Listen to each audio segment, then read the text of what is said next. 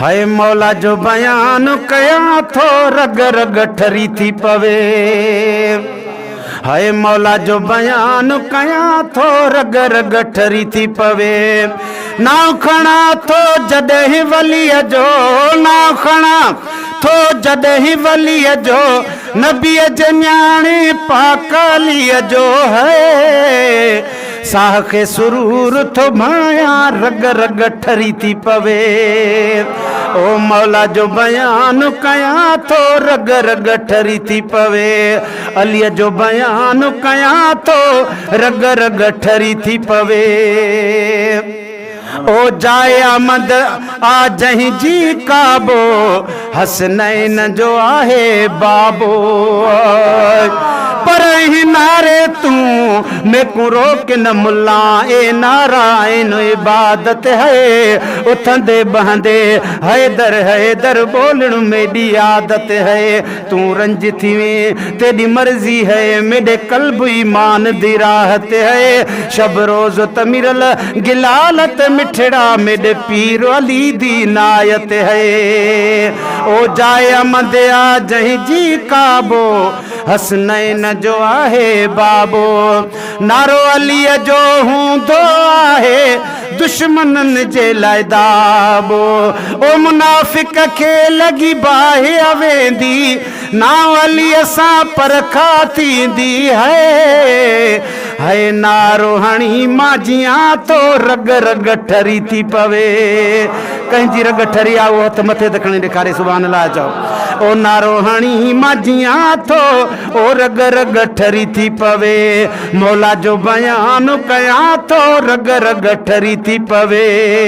ओ सुहिणे नबीअ जो आहे न्याणो, पाक हैदर जो आहे घराणो। शेर खुदा मिठो मौला लिया, मोमिन सभु था सुञाणो। ओ शेर खुदा मिठो मौला लिया, मोमिन सभु था सुञाणो।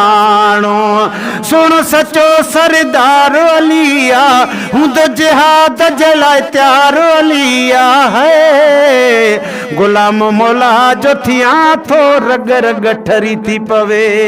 अलीअ जो गुलाम थियां थो रग रग ठरी थी पवे। ख़ैबर जो किलो फतह कयो जय, मरहब मुनकर मारे।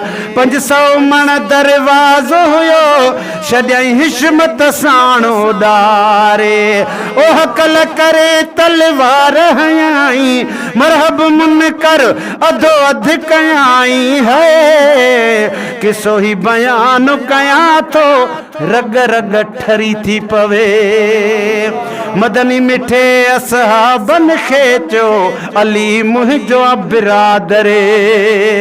ओ मदनी मिठे असहाबन खे चो, अलीअ मुंहिंजो बिरादरे।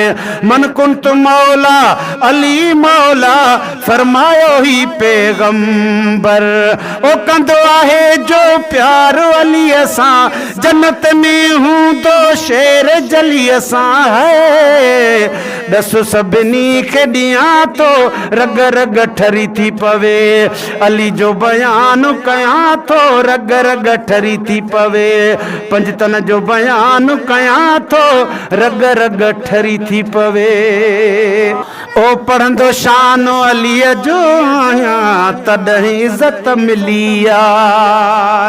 नारा हैदरी। ओ पढ़ंदो शान अलीअ जो आहियां, तॾहिं इज़त मिली आ।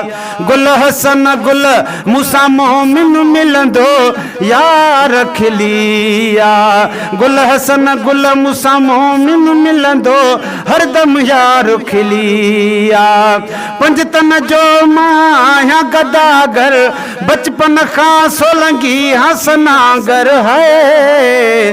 दिल सां शान गया थो रग रग ठरी थी पवे। मौला जो बयान कया थो रग रग ठरी थी पवे। अली जो बयान कया थो रग रग ठरी थी पवे। नाव खणा थो जॾहिं वलीअ जो, नबी जे न्याणे पाक अलीअ जो है। साह खे सुरूर भाया थो रग रग ठरी थी पवे।